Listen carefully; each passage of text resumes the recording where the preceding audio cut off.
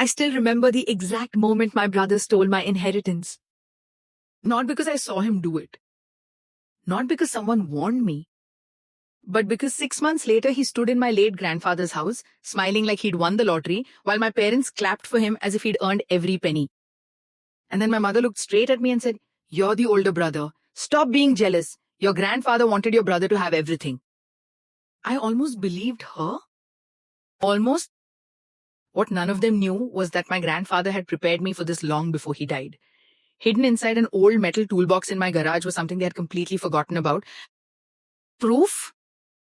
The kind of proof that could destroy every lie they had told. But I stayed silent. Because sometimes revenge isn't about shouting. Sometimes it's about letting people build the rope they'll eventually hang themselves with. Growing up, my brother Ethan was the golden child. If he got a B in school, my parents celebrated with dinner at his favorite restaurant. When I graduated at the top of my class, Dad simply nodded and said, "That's what we expect from you." Expectations followed me everywhere. At 16, I worked weekends at a hardware store because I wanted my own car. Ethan crashed 2 cars.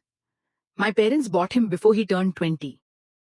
When I asked why he never had to face consequences, Mom smiled and said, "He's younger, he'll mature."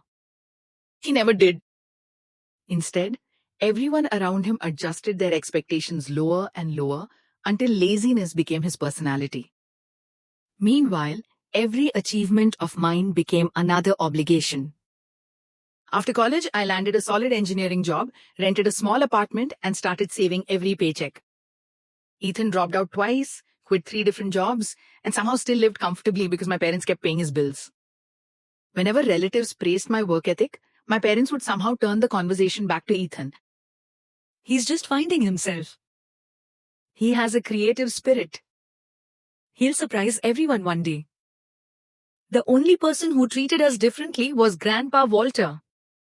He believed actions mattered more than excuses. Every Sunday, I visited him. We repaired old furniture together, drank coffee on his porch, and talked for hours. He never gave long speeches. Instead, he'd say things like, "Character is what you do when nobody's watching." Or, "Money doesn't reveal who people are. It amplifies who they've always been." At the time, I thought they were just old sayings. Later, I realized they were warnings.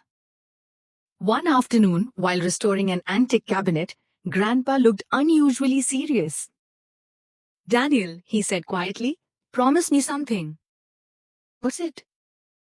"If anything strange happens after I'm gone, don't react immediately." I frowned. "What do you mean?" He simply smiled. "You'll know when the time comes." Then he changed the subject. I didn't think much of it until the funeral. The church was packed. People came from all over town because Grandpa had spent decades helping neighbors without asking for anything in return. I could barely hold myself together while carrying his casket. Across the room, Ethan looked bored.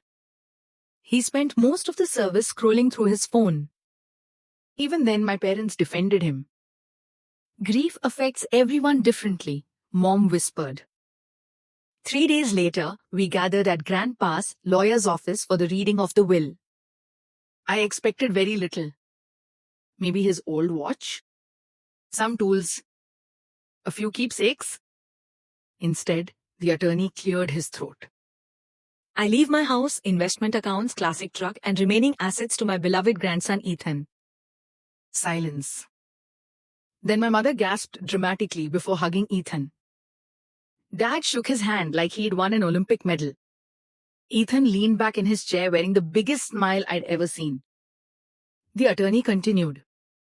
"To my grandson Daniel, I leave my woodworking tools and personal letters." That was it. My entire family turned toward me. Mom sighed loudly.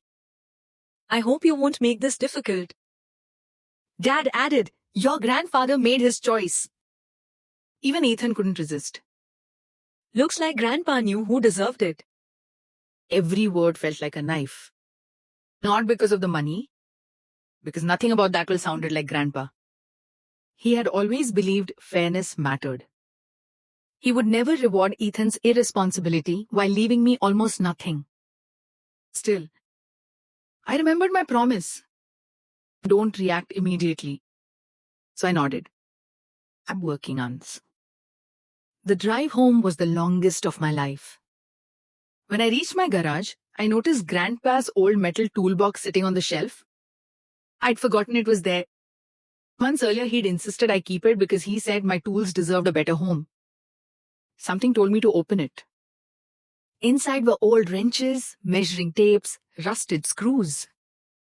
And underneath a false wooden panel was a sealed envelope with my name written across it. My hand started shaking.